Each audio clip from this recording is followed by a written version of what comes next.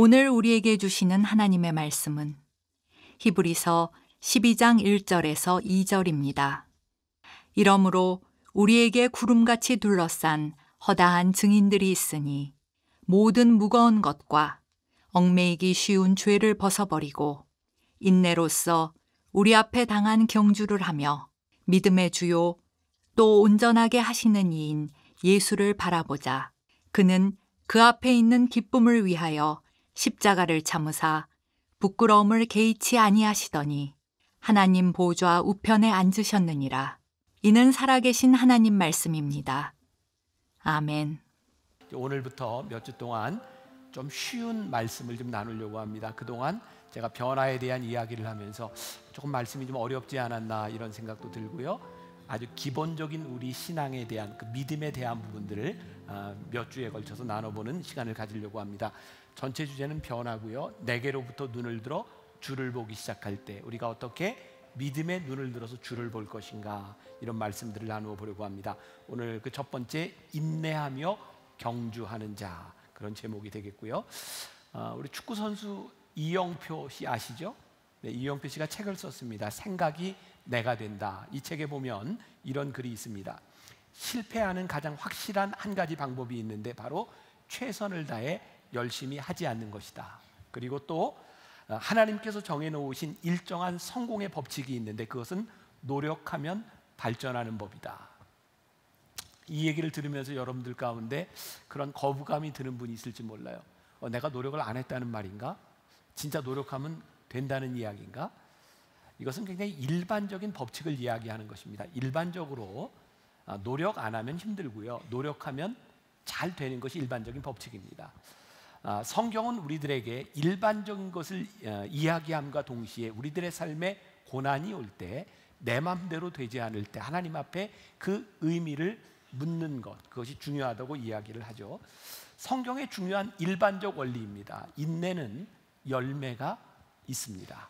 그래서 오늘 우리들에게 너희들이 인내하며 경주하며 이 길을 가자, 우리들에게 말씀하고 있는 겁니다. 저는 오늘 여러분들과 함께 이 일반적인 신앙의 법칙에 대해 말씀을 나누려고 합니다.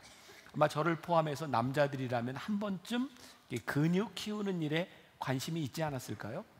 저도 피트니스 센터를 등록해 놓고 이 역기를 들으면서 진짜 큰 기쁨이 매일매일 조금씩 나아지는 이 킬로그램이 올라가는 그런 기쁨을 누렸던 적이 있습니다. 제가 계속 했을까요? 안 했을까요? 계속 했다면 제가 이렇겠습니까? 저도 하다가 도중에 이제 포기를 했어요. 이 근육이 만들어지는 과정을 보면요, 대개 자기의 힘으로 할 수 없는 무게까지 딱 올리면 우리의 근육이 이제 파열이 되는 거죠.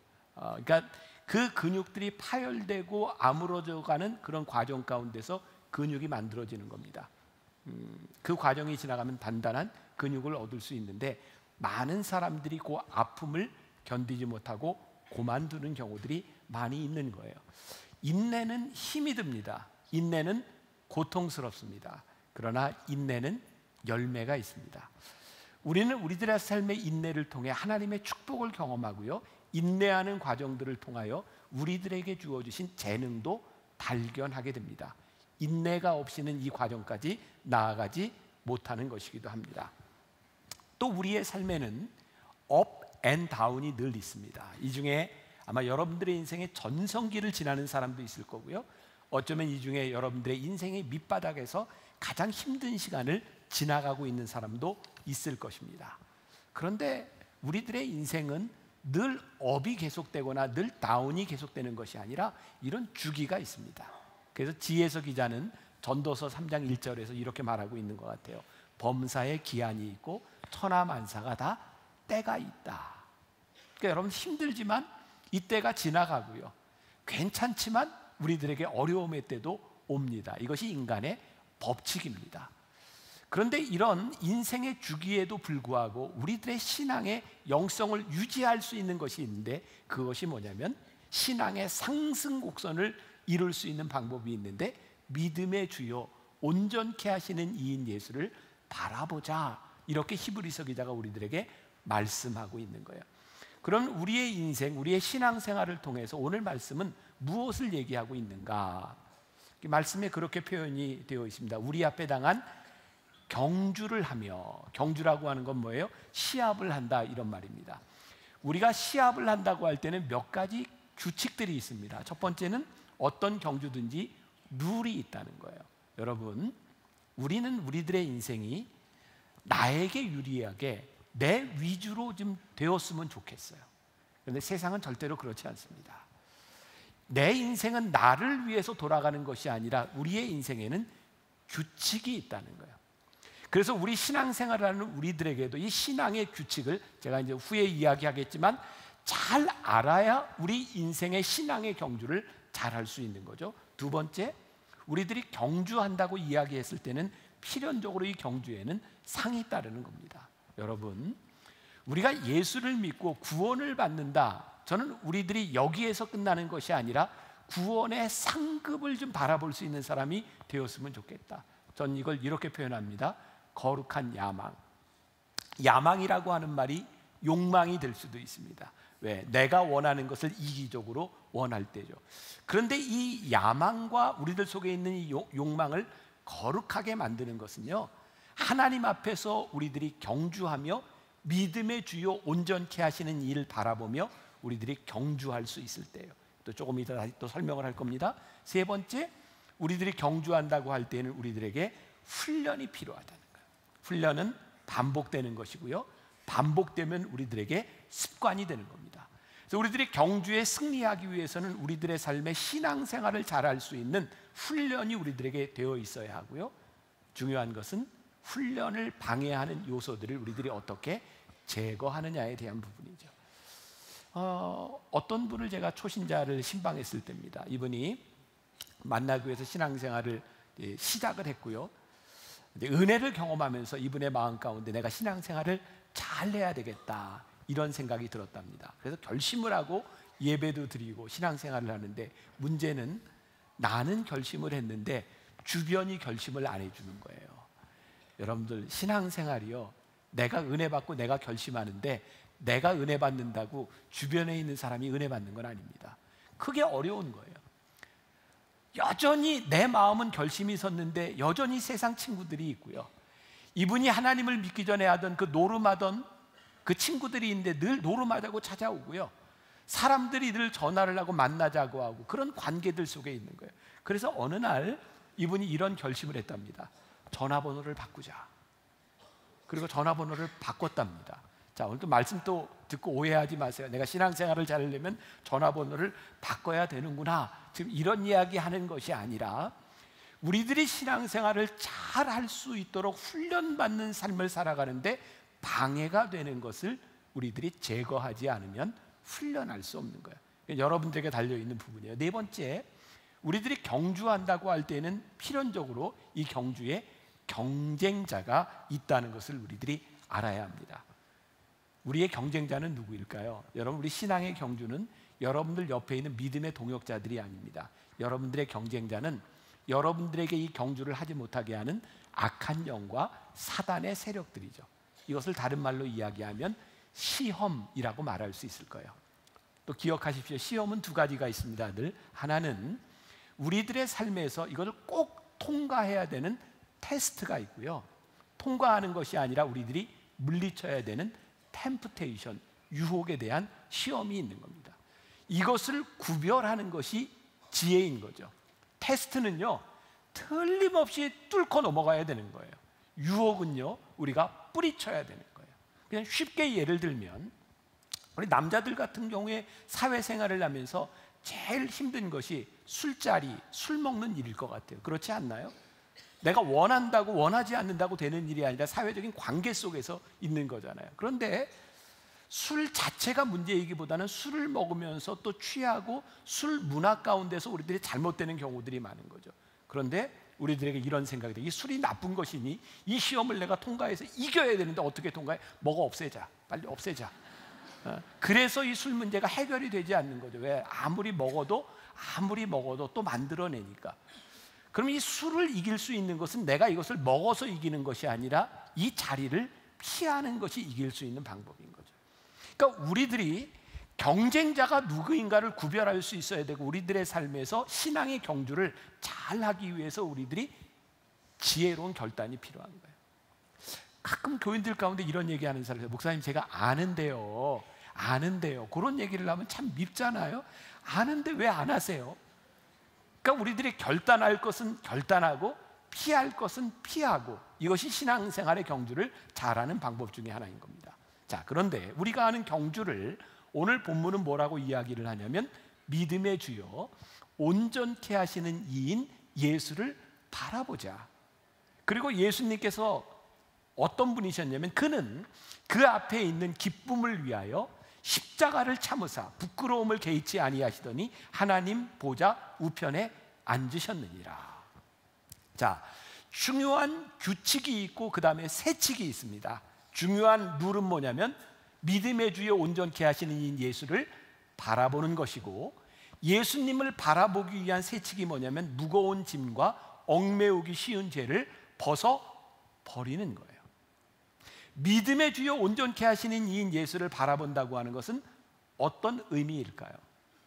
여러분, 우리 신앙생활에 있어서 정말 중요한 것인데요, 믿음의 주여 온전케 하시는 예수를 바라보는 신앙생활이 있고요, 세상을 바라보는 신앙생활이 있는 거예요. 요즘 어린아이들, 요즘 젊은 사람들은 잘 모르지만, 우리 어렸을 때는 참 놀이문화라고 하는 게, 학교 수업을 마치면 운동장에서 이렇게 많이 뛰어놀았고요, 집에 돌아오면 친구들하고 골목에서 많이 놀던 때가 있었습니다. 옛날에 뭐 하고 노셨어요? 비석치기도 이렇게 했고, 그때는 참 놀 게 별로 없었던 것 같아요. 오징어 가이상, 뭐 팔자 가이상 이런 것도 기억나세요? 안 해보셨어요? 자치기도 기억하시고, 뭐 땅 따먹기 이런 거 많이 하지 않았나요? 전 제일 인상적이었던 게 땅 따먹기였어요. 요렇게 싹 손으로 긋고, 이제 요게 이제 내 땅에서부터 시작되는 거잖아요. 거기에다가 요렇게 돌을 하나 놓고 탁 쳐서 3번에 4번에 여기까지 딱 들어오면 이게 내 땅이잖아요. 그 땅이 뭐라고 그렇게 목숨을 걸었는지, 그렇게 내 땅에서 이렇게 주고, 내 땅이 이렇게 넓혀지고. 저 지금도 기억나는 게, 한참 땅 따먹기 하고 있는데 저희 어머니가 저를 부르셨거든요. 병삼아 밥 먹어라. 제가 다 그냥 지우고 들어갔거든요. 지금 생각해 보니까 그 밥 먹으라고 오면 들어갈 그 땅을 내가 뭐 그렇게 열심히 따먹었는지. 근데 우리의 인생에서 생각해 보세요. 내가 그렇게 열심히 모은 내 재산, 내 소유, 내 명예, 내 관계, 오늘 하나님께서 너 그만 와라 그러면 갈 텐데, 믿음의 주요 온전케 하시는 이인 예수를 바라보지 않으면 우리들이 이게 전부인지 알고 살아가는데, 하나님이 우리를 부르시면 가게 될 인생이라고 생각할 때 우리들이 가지고 있는 소유와 명예와 이것들을 바라보는 눈이 달라지지 않겠는가? 광고 시간에 월드 휴먼 브리지 10주년에 대한 광고를 여러분들에게 드렸어요. 저에게는 그 10년이 참 귀한 시간들이었고요. 제가 종종 그런 생각하거든요. 나는 왜 인생을 이렇게 힘들게 살까? 왜 그걸 시작해가지고 이렇게 인생을 힘들게 살까? 제가 월드 휴먼 브리지라고 하는 단체를 시작하고 정말 많이 어려웠거든요.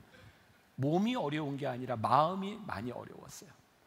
어떤 마음이었냐면, 사람들이 이런 이야기를 하는 거예요. 월드 휴먼 브리지, 그 교회에서 되게 누가 그 재단을 만들거나 법인을 만들거나 하면 그게 공금을 유용하는 수단인데, 그러니까 제가 NGO를 통해서 우리 교회가 이 헌금과 세상에 있는 자원들을 통해서 하나님의 일을 하자고 했을 때 처음에 사람들의 모습은 굉장히 냉소적이었던 거예요. 왜? 사람들이 그렇게 하니까. 사람들이 돈을 빼돌리기 위해서, 그 세상의 가치를 위해서 이렇게 나쁜 수단들을 사용하니까 그것이 참 힘든 일이었어요.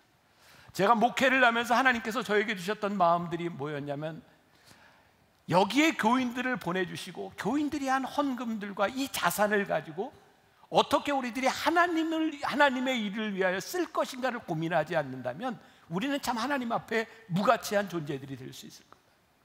여러분들에게 한번 물어볼게요. 만나교회가 지금 빚이 있을까요? 없을까요? 빚 없습니다. 제가 빚 없는 거 자랑하려고 그러는 게 아니고요. 제가 만나교회 담임 목사가 되고 나서 처음에 빚이 많았는데, 그때 제 생각에 그랬어요. 교인들의 헌금이 은행에 이자로 나가는 게 참 아까워. 죄송합니다. 여기 은행원들 죄송합니다. 은행에 이자로 나가는 게 너무 아까웠어요. 그래서 빚부터 갚았어요. 저희 교회는 쌓아오는 재산이 있을까요? 없을까요? 없어요. 빚을 갚고 저희가 생각되어진 것이 뭐냐면, 하나님, 우리들에게 주어진 것, 우리들이 이것을 가지고 어떻게 해야 될까요? 그러면서 장로님들과 고민했던 것이 뭐냐면, 하나님, 교회가 재산을 소유하기보다는, 자산을 늘려가기보다는 이것을 쓸 수 있는 교회가 되었으면 좋겠습니다. 그래서 그런 고민을 했어요. 교회가 어떻게 자산을 늘리지 않으면서 어떻게 하나님께서 우리들에게 주신 것을 잘 사용할 수 있을까? 지난주에 우리 장로님들하고 회의를 하는데 어떤 장로님이 저에게 그렇게 얘기를 했어요. 목사님, 앞으로 은퇴 이런 얘기 절대로 하지 마세요.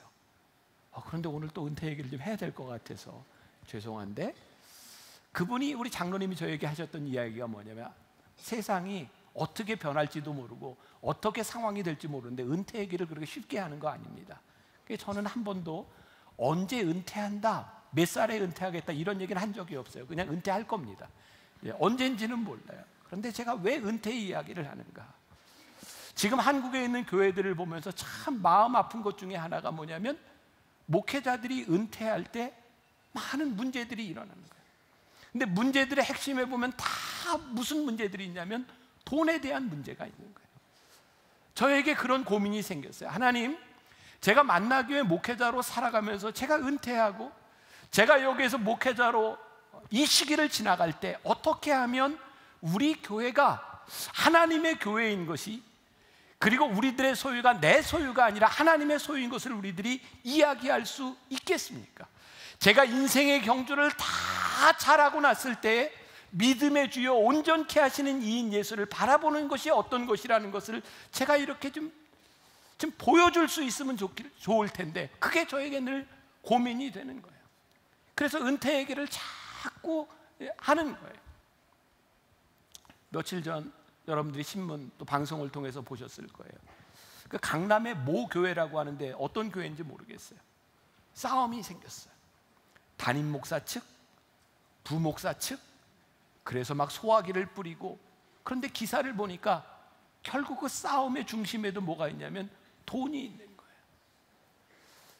교회에서 싸우는 이유가 돈 때문에 싸운다고 하는 것이, 그리고 교회 안에 일어나는 문제들 가운데 담임 목사와 부목사와의 이런 갈등들의 문제가 생긴다는 것이 참 마음 아픈 일이 아니겠는가? 여러분, 교회 안에 일어나고 있는 많은 문제들은 교인들 때문이 아니더라고요. 목회자 때문에 일어나는 일들이 참 많아요. 담임자, 후임자, 담임자, 후임자의 관계에 일어나는 일들은 무엇 때문일까? 결국은 믿음의 주요 온전케 하시는 예수를 바라보지 못하는 것에 대한 문제는 아닐까? 문제의 핵심이, 패턴이 동일하더라고요. 목사님이 목회를 잘 하다가 은퇴를 하고 후임자가 왔는데 후임자가 목회를 못해서 문제가 생기든가, 아니면 목사님이 은퇴를 하고 났는데 후임자가 왔는데 후임자가 너무 잘해서 화가 나든가, 결국은 후임자와 전임자 간의 그런 문제들이 교회 안에 많이 있는 거예요. 제가 조금 제 자랑을 해도 되고, 요 근래 조금 자랑을 안 한 것 같아서, 저에게 참 감사한 게 있는데 뭐냐면, 저희 교회 부목사님들이 많아요. 지금 이제 한 30, 한 5, 6명 우리 부목사님들이 되는데, 전 진짜 부목사님들이 저보다 잘하는 모습이 보일 때 너무 기쁘고 좋은 거예요. 훌륭하죠. 근데 어떤 분이 저한테 그런 얘기를 해요. 목사님 젊으니까 부목사님들 잘하는 게 좋지, 목사님 나이 들면 그거 다 싫어집니다. 나도 그렇게 변할 거래요. 참 좀 그런 얘기 들을 때마다 왜 나쁘게 변할 걸 그렇게 예측하고 살아가는가. 근데 정말 그런 마음이 드는 거예요. 하나님, 제 인생의 승리는 무엇인가? 이곳에서 나보다 잘하는 사람들, 믿음의 주요 온전케 하시는 일을 바라보며 하나님의 나라가 이루어지는 것을 기뻐할 수 있는 사람이 되는 것, 그것이 우리들의 인생의 승리가 아닐까. 그게 목회자에게만 해당되는 문제가 아니라 여러분들의 인생에도 동일하게 적용되는 부분이 아닐까. 그래서 오늘 세칙에 보니까 얽매이기 쉬운 죄를 벗고라고 이야기를 하고 있는데, 여러분 성경의 인물 중에 노아 같은 사람은요 당대의 의인이라고 이야기했던 사람인데, 그는 술 먹는 문제로 인해서 술 취해서 수치를 당하잖아요. 우리가 잘 알고 있는 위대한 왕 다윗, 그에게는 여자가 문제였어요. 우리가 잘 아는 모세, 그는 하나님이 쓰시는 사람이었는데 그는 화가 나면 참지 못하는 사람이었기 때문에 결국 가나안 땅에 들어가지 못하고 말죠. 그 위대한 인물들에게도 그들을 얽매는 죄가 있었던 거예요. 문제들이 있었던 거예요. 제가 여러분들에게 오늘 어떤 답을 드릴 수 있는 것이 아니라, 여러분들이 이 신앙의 경주를 믿음의 주여 온전케 하시는 이인 예수를 바라보며 살아가는데, 여러분들을 얽매고 있는 그 무거운 짐과 죄를 우리들이 내려놓지 않으면 우리가 이 믿음의 경주를 할 수 없는, 이 믿음의 경주라고 이야기할 때 이렇게 비유할 수 있는 것이, 야, 우리의 싸움은 달리기 마라톤 같은 거야. 마라톤은 몇 킬로를 뛰죠? 42.195를 뜁니다. 우리가 이렇게 방송에서 마라톤 선수 뛰는 거 보니까 막 2시간 뭐 이렇게 뛰지, 우리가 뛴다고 생각해 보세요. 그거 어떻게 뛰겠나? 아마 못 뛸 사람도 있고 하루 종일 뛰어야 될 사람도 있을 거예요. 마라톤을요 42.195를 뛰니까 우리들의 마음속에 이제 결심이 생겨. 내가 42.195를 뛰려면 내가 갖춰야 될 게 있어. 가다가 물도 먹어야 되고 밥도 먹어야 되고. 그래서 마라톤 선수들이 뛰는데 이렇게 막 갖춰가지고 뛰는 거 보셨어요? 그렇지도 않을 뿐만 아니라 마라톤은요 가능하면 몸에 있는 근육도 다 빼야 합니다. 필요한 근육 말고는 다 빼야 42.195를 뛰는 겁니다. 마라톤 선수들이요 뛸 때 저는 제일 인상적이었던 게 그런 거였어요. 막 뛰다가 얼마나 갈증도 나고 땀이 많이 나겠어요. 그러면은 가다가 물이 있잖아요. 그럼 막 뛰면서 물을 탁 채가지고 물을 딱 마시고, 그게 멋있더라고요. 쫙 버리는데 물이 쫙 그 막 뛰어요. 마라톤 선수가요 물을 마시고, 야 요거 내가 또 마셔야 되니까 들고 뛰자 이러는 사람 아무도 없다는 얘기예요. 물을 마실 만큼 마시고 쫙 뿌리고 또 뛰어요. 목마를 때 되면 거기에 또 물이 있는 거예요. 우리의 인생의 경주를 하며 내가 내 준비로 다 갖추어서 우리들이 그거 붙잡고 가는 것이 아니라, 하나님 믿음의 주여 온전케 하시는 예수를 바라보며 우리들이 뛰어나갈 때, 우리의 인생에 예비하신 하나님을 바라보면 우리들이 담대하게 뛰어가기 시작할 때 이거 뿌리치고 우리들이 그 길을 갈 수 있는 것이 아닐까. 그런데 이 인생의 경주를요 우리가 마라톤에도 비유할 수 있지만, 우리들이 릴레이라고 하는 이름으로도 우리들이 이야기할 수 있을 것 같아요. 자, 우리 400m 릴레이를 생각해 보세요. 400m 릴레이를 보면, 400m 릴레이 계주 보면은 맨 처음에 스타트를 하는 선수가 있어요. 그렇죠. 맨 마지막 주자로 뛰는 사람이 있어요. 가운데 뛰는 사람이 있어요. 처음에 뛰는 사람들은 뭘 잘하는 사람일까요? 스타트를 잘해요. 맨 마지막에 뛰는 사람은 뭘 잘할까요? 스퍼트를 잘하죠. 중간에 뛰는 사람은 뭘 잘할까요? 그냥 잘 뛰어요. 그냥 뭐 특별한 건 없지만 잘 뛰어요. 중요한 건 네 사람이 다 자기 구간을 뛰고 있다는 거예요. 자, 여러분들 인생을 보세요. 여러분들 옆에 있는 사람들을 보세요. 진짜 보지 말고 그냥 있다 생각하고, 내 옆에 있는 사람을 볼 때 여러분들에게 이런 마음이 들까요? 저 사람을 보면 하나님 너무 불공평해. 왜 저 사람에게는 저렇게 돈도 주시고 재능 주시고 건강도 주시고 나는 이 모양이야? 또 이쪽에 있는 사람들을 바라보면서 이런 생각을 할 수 있어요. 내가 저 사람보다는 낫지. 저 사람을 보니 내가 위로가 돼. 그런 사람이 있을 수도 있어요. 여러분들 인생에 하나님 공평하세요? 우리가 신앙의 경주를 같이 하는 믿음의 동역자들인데, 믿음의 동역자를 볼 때 하나님 공평하시냐고요. 내 상황과 내 능력을 바라보면 절대로 하나님은 공평하시지 않아요. 어떻게 저렇게 다른 상황을 주시고 다른 능력을 주셔서 우리들에게 이 경주를 하라고 하는 것이 너무나 불공평하게 보이는 거예요. 그런데요, 하나님께서 우리들에게 신앙의 릴레이로 우리들에게 경주하라고 하신 것은 동일한 상황과 동일한 능력 가운데서 공평함을 말씀하시는 것이 아니라, 하나님께서 우리의 인생에 주어주신 책임 구간을 감당하게 하시는 그 책임 가운데서 우리들에게 공평함이 있어요. 상황과 능력의 공평함이 아니라 나에게 주어진 책임에 대한 은혜를 고백하기 시작할 때 하나님 공평하시다. 저 사람에게 주신 저 구간을 바라보고 나에게 주신 내 구간을 바라보며 하나님 공평하시다. 그래서 이 인생을 나 혼자 뛰어가는 것이 아니라 하나님이 나에게 주신 인간, 이것에 대한 책임을 우리들이 고백하기 시작할 때 우리는 교만하지 않을 수 있고요, 우리는 실패하지 않는 인생이고요, 사람들에게 손가락질 받지 않는 인생이 될 수 있어요. 그래서 우리가 믿음의 주요 온전케 하시는 이인 예수를 바라보며 우리들이 보아야 되는 것이 있어요. 하나님, 저의 책임은 무엇인가요? 제가 어떻게 이 책임을 다하면서 살 수 있을까요? 우리의 인생의 승리, 우리의 인생의 영광스러움이라고 하는 것은요, 저는 이렇게 정의하고 싶어요. 내 삶에서, 내 인생에서 누군가를 바라보며 그 사람이 잘하는 것이 기쁠 때, 다음 사람이 잘할 수 있도록 내가 축복을 빌어주는 인생이 될 수 있을 때 우리의 삶은 정말 복된 인생이 될 수 있다.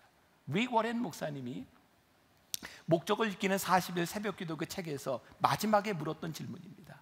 당신이 죽어 하늘나라에 갔을 때 당신 때문에 하늘나라에 오게 되었노라고 감사할 사람을 만날 수 있겠습니까?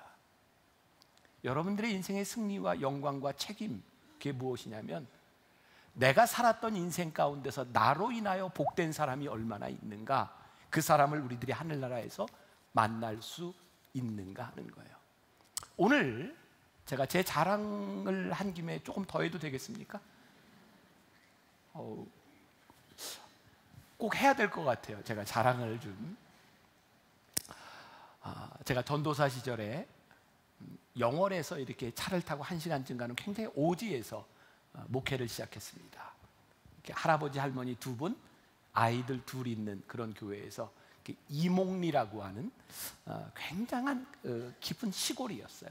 저희 뒷산의 높이가 예미산이라고 한 1200고지 되는 그런 산 밑에서 제가 목회를 처음 시작했어요. 얼마 전입니다. 저희 교회에 한 젊은 목사님이 저를 찾아왔어요. 그러면 저에게 이야기하더라고요. 목사님이 그때 1988년, 89년 영월에서 목회할 때 그때 이목리에 있는 이목교회가 지금도 영월 지방의 전설로 내려오고 있습니다. 이유가 뭐냐면 제가 거기 가서 목회해서 특별히 잘하고 이랬던 것 같지도 않은데 청년들이 모였어요. 그래서 그 시골 교회에서 청년들을 가지고 축구팀이 만들어졌고요, 아이들이 50명 이렇게 모여서 교회 학교가 생겼고 어른들이 모이기 시작했어요. 그게 그 당시에 시골 교회에서 상상할 수도 없는 일이었어요. 레전드라고 얘기해요. 레전드. 제가 레전드. 그게 또 제가 문제가 뭐냐면 그런 얘기를 들으면 겸손하게 뭘 이래야 되는데 제가 이게 또 얼굴 표정이 감추어지지 않잖아요. 레전드 막 이렇게 이야기를 듣고 이게 내가 참 잘했나 보다. 근데 어떤 분을 통해서 그런 얘기를 들었어요. 제가 있었던 그 이목리에 그 교회 아무도 기억하지 못하는, 이름도 알려지지 않는, 제가 오기 전에 그 교회에 있었던 전임 목회자가 2이요, 제가 오기 전에 40일씩 금식 기도를 했답니다. 그 이야기를 듣는 순간 제가 부끄럽기도 했고 저에게 이런 생각이 들었어요. 내가 그분들의 열매를 내가 따고 있구나. 내가 잘했다 이렇게 이야기할 수도 있겠지만 그분들의 기도와 그분들의 헌신과 그분들의 금식이 없었다면 지금 내가 이 열매를 딸 수 있을까?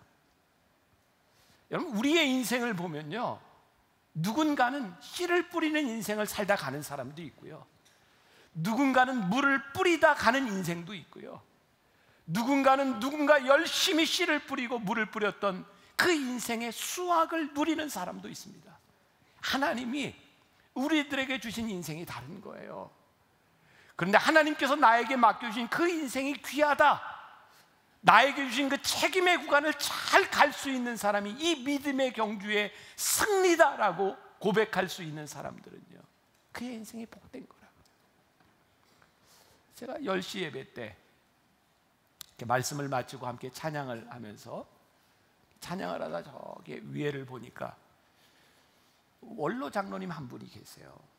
근데 그분 옆에는 늘 옆에 앉아있던 친구 장로님이 계세요. 기억하시는 분이 있는지 모르겠어요. 윤창로 장로님이라고. 그 장로님이 얼마 전에 정말 그렇게 건강하던 분이 암으로 세상을 떠나셨어요. 참 당황스럽더라고요. 그렇게 건강하고 그렇게 운동 좋아하던 분이 그렇게 갑자기 떠나가시니까 참 마음이 안타까워. 근데 그 장로님 옆에 앉아 계셔야 될 그 장로님이 안 계시는데, 제가 오늘 이렇게 말씀을 전하다가 찬양을 하다가 그랬어요. 장로님, 옆에 서운하시죠? 근데 서운해하지 마세요.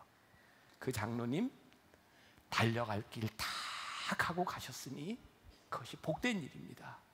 근데 저는 몰랐는데 예배를 마치고 뒤를 보니까 그 권사님 부인 권사님이 찬양대석에 앉아있다 눈물을 흘리시는 거예요. 제가 끝나고 가면서 그 권사님한테 그랬어요. 권사님, 장로님 복된 인생 살다 가셨어요. 괜찮아요. 믿음의 주여 온전케 하신 이인 예수를 바라보며 우리들에게 맡겨진 구간을 책임있게 잘 갈 수 있는 것, 얽매이기 쉬운 죄, 무거운 죄를 다 내려놓고 우리들에게 맡겨진 길을 잘 갈 수 있는 믿음의 승리자들이 되는 것, 우리 이런 꿈을 꿉시다. 먼 훗날 하늘나라에 갔을 때 내가 당신 때문에 이 자리에 있노라고, 그 말이 우리들의 삶에 가장 영광스러운 고백이 될 수 있는 것.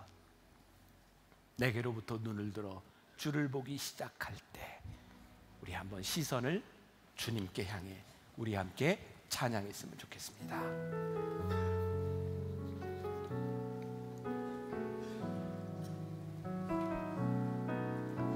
내게로부터 눈을 들어 주를 보기 시작할 때 주의 일을 보겠네. 내 작은 마음 돌이키사 하늘의 꿈꾸게 하네. 주님을 볼 때 모든 시선을 주님께 드리고 살아계신 하나님을 느낄 때 내 삶은 주의 역사가 되고 하나님이 일하기 시작하네. 성령이 나를 변화시켜, 성령이 나를 변화시켜 모든 두려움 사라질 때 주의 일을 보겠네. 황폐한 땅 한가운데서 주님만 알게 되리. 주님을 볼 때 모든 시선을 주님께 드리고 전능하신 하나님을 느낄 때 세상은 주의 나라가 되고 하나님이 일하기 시작한 모든 시선을 우리 함께 일어나 찬양하겠습니다. 시선을 주님께 드리고 전능하신 하나님을 느낄 때 세상은 주의 나라가 되고 하나님이 일하기 시작한 모든 시선을 주님께 드리고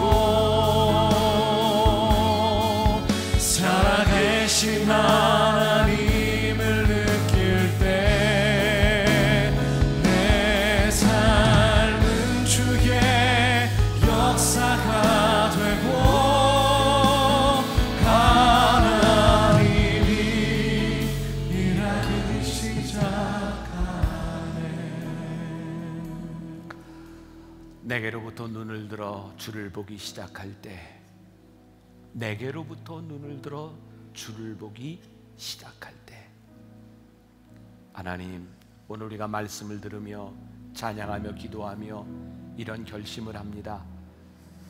나를 향했던 내 눈이, 내 시선이 믿음의 주여 온전케 하시는 예수를 바라보기를 소원합니다.